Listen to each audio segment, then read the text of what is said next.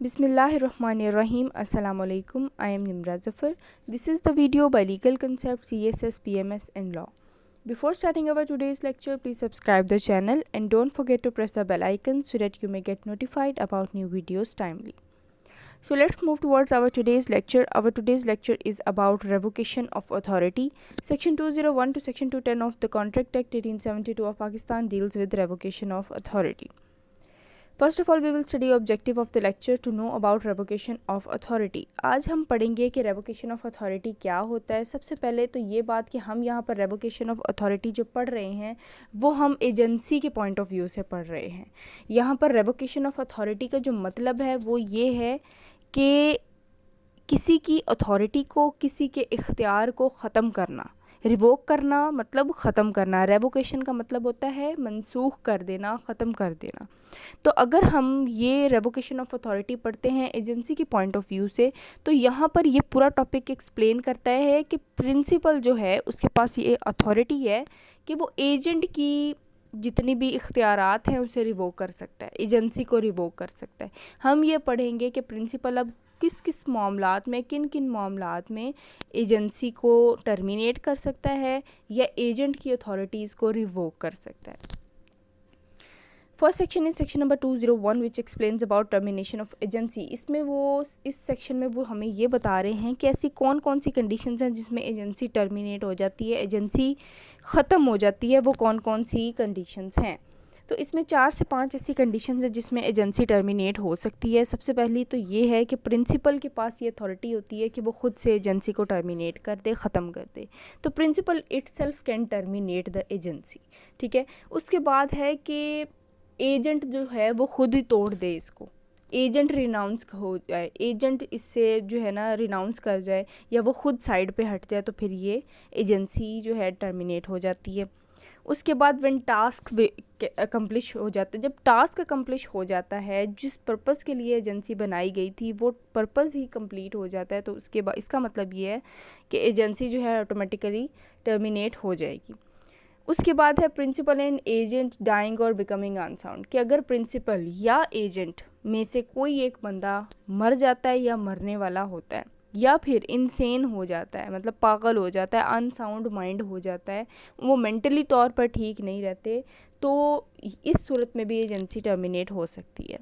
उसके बाद अगर सब्जेक्ट मैटर जो है एजेंसी का, एजेंसी जिस पर्पज़ के लिए काम कर रही है वो सब्जेक्ट मैटर ही डिस्ट्रॉय हो जाए, तो तब एजेंसी जो है वो टर्मिनेट हो जाती है, क्योंकि उसका पर्पज़ ही बाकी नहीं रहा। जिस चीज़ पे वो एजेंसी चल रही थी वो चीज़ ही तबाह हो गई, तो फिर उसके बाद उस एजेंसी का कोई काम ही नहीं है, तो वो टर्मिनेट हो जाएगी। ये सेक्शन में कुछ 201 सेक्शन में कुछ ऐसी कंडीशंस थी जिससे एजेंसी टर्मिनेट हो जाती है।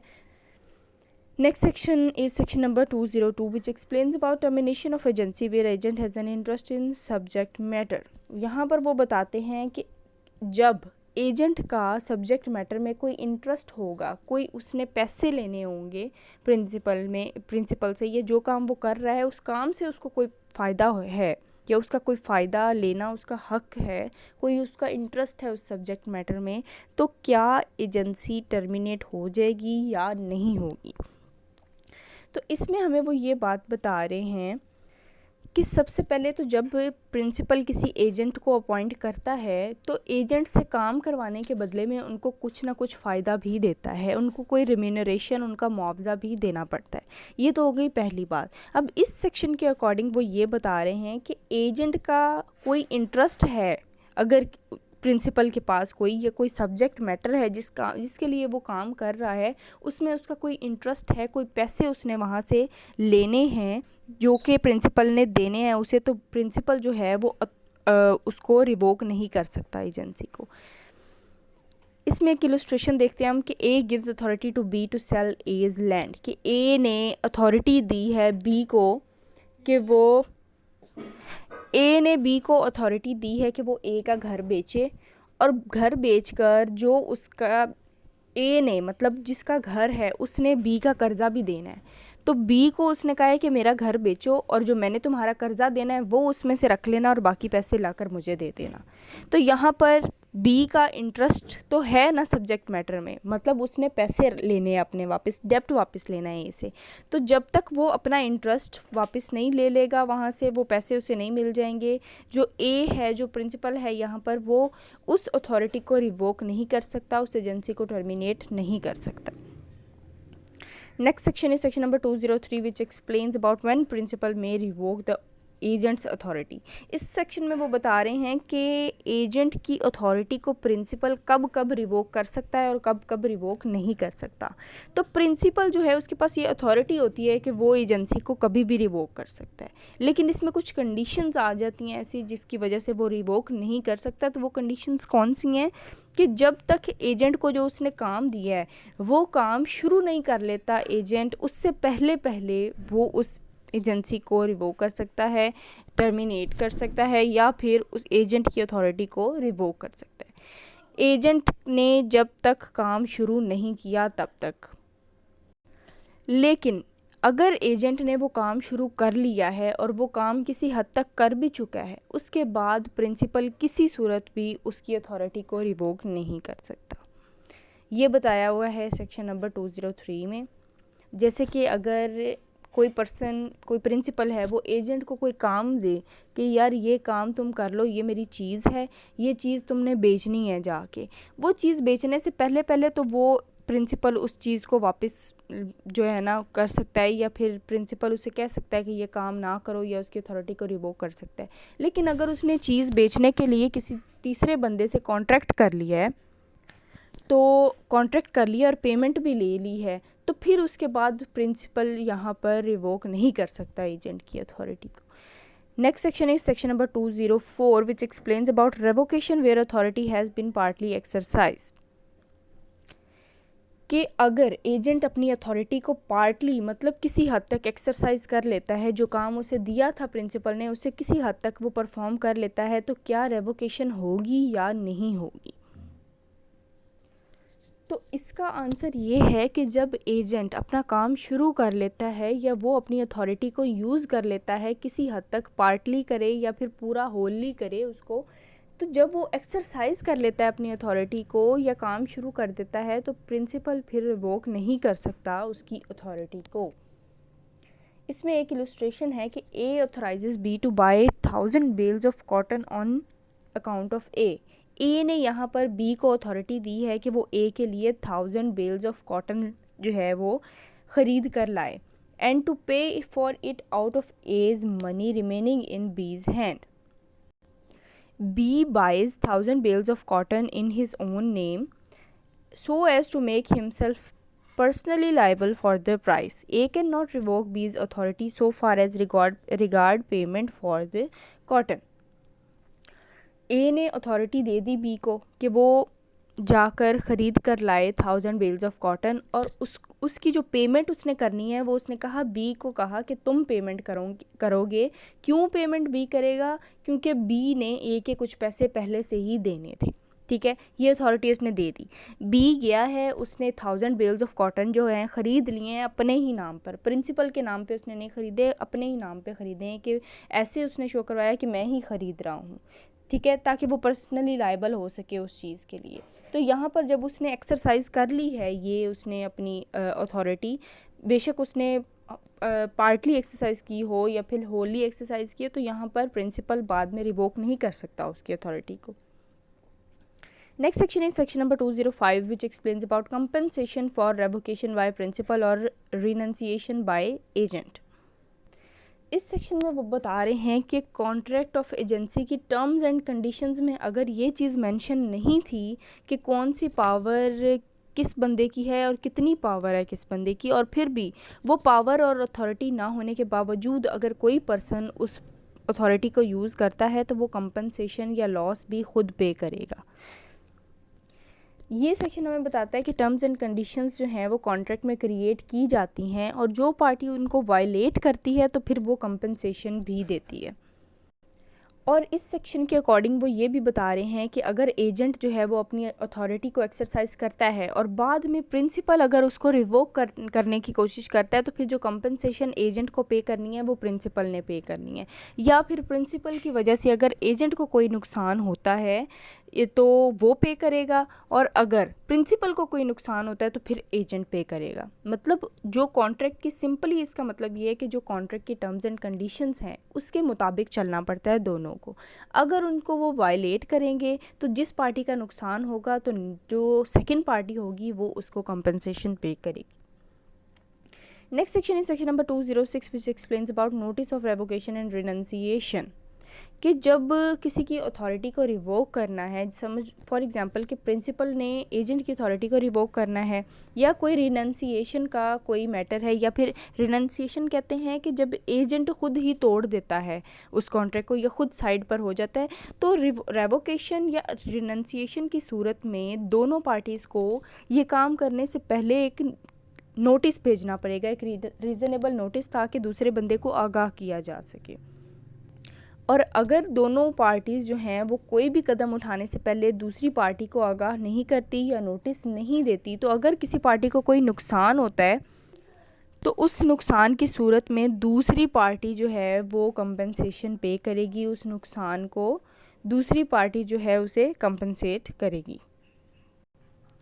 Next section is section number 207 which explains about revocation and renunciation may be expressed or implied, कि revocation के बारे में या renunciation के बारे में दोनों पार्टीज़ जो हैं एक्सप्रेसली भी एक दूसरे को बता सकती हैं या आगाह कर सकती हैं, या फिर इम्प्लाइडली मतलब अपने कंडक्ट से या अपनी इंटेंशन से भी इस बात को जाहिर कर सकती हैं कि या तो प्रिंसिपल जो है वो एजेंट की अथॉरिटी को रिवोक करना चाह रहा है, या फिर एजेंट जो है वो रिनंसिएशन करना चाह रहा है, ख़ुद ही साइड पर होना चाह रहा है, ये तोड़ना चाह रहा है इस चीज़ को। तो वो ये बता रहे हैं कि रेवोकेशन और रिनंसिएशन जो है मे बी एक्सप्रेस्ड और may be implied. Next section is section number 208 which explains about when termination of agent's authority take effect as to agent and as to third party. Section number 208 में वो ये बता रहे हैं कि अगर principal ने एजेंसी को रिवोक करना है, ख़त्म करना चाह रहा है, तो वो इसका मुकम्मल तौर पे आगाह करेगा एजेंट को भी और थर्ड पार्टी को भी जिसके साथ वो कॉन्ट्रैक्ट कोई कर रहे हैं।